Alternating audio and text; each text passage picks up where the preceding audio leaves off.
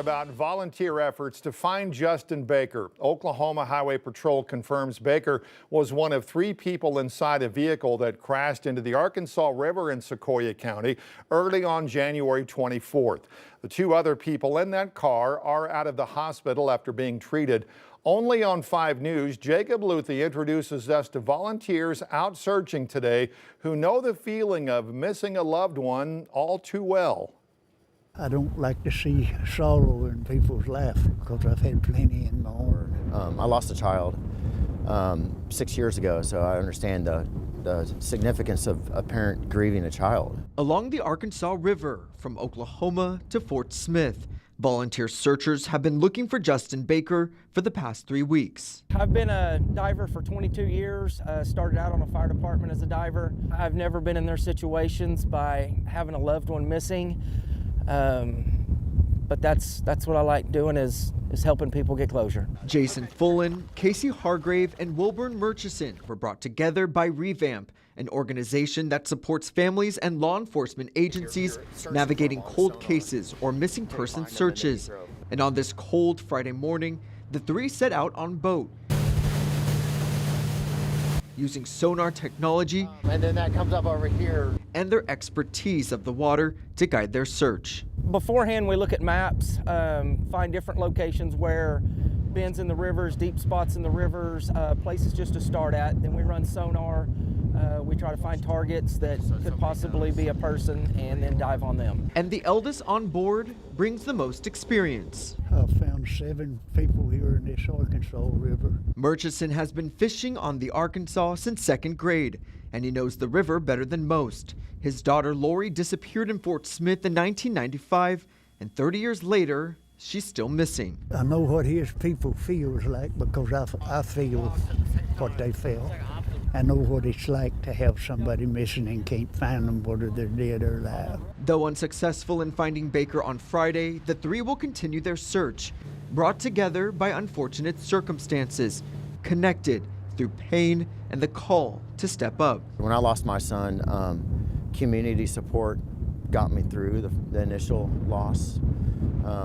So, I feel great sympathy for Kelly, and I'm glad the community's out helping.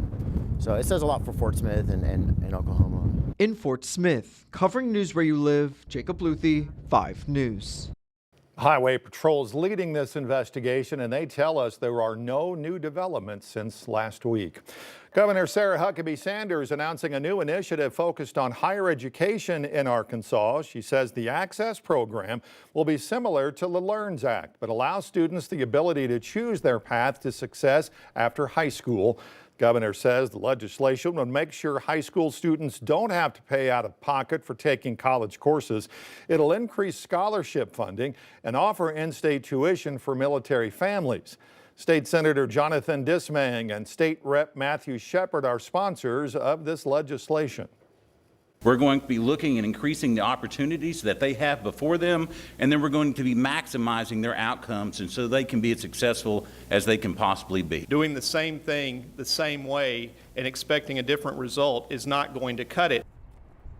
Governor claims the legislation should not cost any additional funding, and if it passes, she says she'll repurpose money that's already in the budget.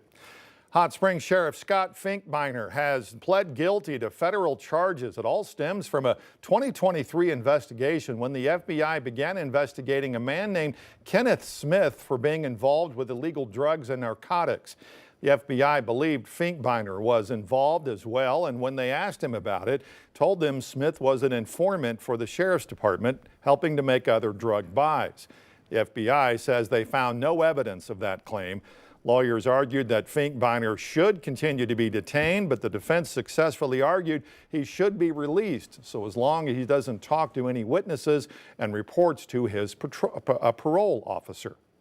Since he was being held in Saline County, the government or the judge agreed with the government that he should be taken back to Saline County and released from there. He is now back in Saline County to be processed and released until he is sentenced, which is expected to happen within the next 6 months. Well, last month we told you of Canopy, Northwest Arkansas was severely impacted by a string of executive orders issued by President Trump's administration. Well, now with no incoming federal funding, the local refugee settlement group is turning to the community for help. 5 News reporter Kayla Davis listened in on what Canopy needs to keep their mission going. Canopy Executive Director Joanna Kraus says they had to turn away 11 families set to arrive in Northwest Arkansas following President Donald Trump's January suspension of the United States Refugee Admissions Program. Since then, a stop work order was placed on another program supporting refugees already in the States for 90 days after their arrival. This came as a complete shock. These are families newly arrived in our community, and suddenly the small amount of funding that we had been awarded was cut off. More than 150 refugees who were eligible to settle in the U.S. will now have to wait even longer. Sirachiel Mugisha serves as a case manager for Canopy. He says he lived in a refugee camp for 22 years before coming to the States. There is no proper schools. There is no enough medical infrastructure. And also security. Young kids getting better education is hard. A lot of kids drop out in searching for jobs. Others, young girls, you find them, they engage in activities that not develop the community. So you find like living in the camp, it's really, really hard. Kraus says Canopy has yet to receive federal funding for their daily operations. They say 68% of Canopy's funding is federal dollars. From as early as last fall, December and January till today, we have not been reimbursed for our work for the amount of $584,000. Those are dollars that, support our staff and all of the work for directly supporting refugees in our community. So this is incredibly challenging. That's why they're turning to the community for support. We are very committed to refugee families and continuing the partnerships with all of the various groups throughout our community, from schools, from faith communities to civic groups who have walked alongside us over our 9 years in existence, and we're going to persevere. Covering news where you live, Kayla Davis, 5 News. All right, it's the best time of the year, opening day for the Hogs at Baum Walker, and we've got extra innings action in the first game as the Hogs notch their first win of the year on a walk-off sac fly. Parker Abels live at Baum Walker now, where fans are excited for this brand new season. Parker? Darren, it was a beautiful day for baseball here, and well, when I say beautiful, I mean the sun was out. That doesn't mean the temperatures were quite where Hog fans wanted it to be for opening day here at Baum Walker Stadium. But despite those chilly temps, Hog fans still came in and enjoyed some baseball. It's opening day. You can't beat it. There's nothing better than the first game of the season, no matter how cold it is. However, there is another fan here supporting the Cougars, who traveled all the way from Canada to watch his son take on the Razorbacks. And he said, this weather isn't too bad. Actually, it's a little cool right now for ball, but yeah, for where we come from, we're probably looking at about 5 feet of snow right now, so this is nice. Of course, on this day of love, there is nothing better for these fans than celebrating at the ballpark with the one they love. What better to do on Valentine's Day, right? For the love of hogs. Yeah, it's her Valentine's Day present, so how do you get better than that? She loves baseball and I love baseball, so she's happy with it. And even the stadium vendors got into the Valentine's Day spirit, taking a page out of St. Patrick's Day's book.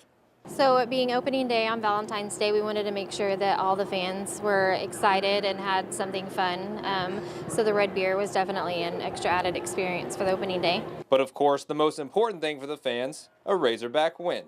And their expectation for this season, like most seasons on the diamond here in Fayetteville, are sky high. Expectations are high, so we're just excited to see if we can go all the way this year. I feel like we're gonna win. We're hoping for regionals in Omaha, of course, so yeah, we want to go. Yeah, the expectations are always the same. Hope to get to Omaha and go Hogs. And after that walk-off in Game 1, fans came out of that gate looking like they were on top of the world.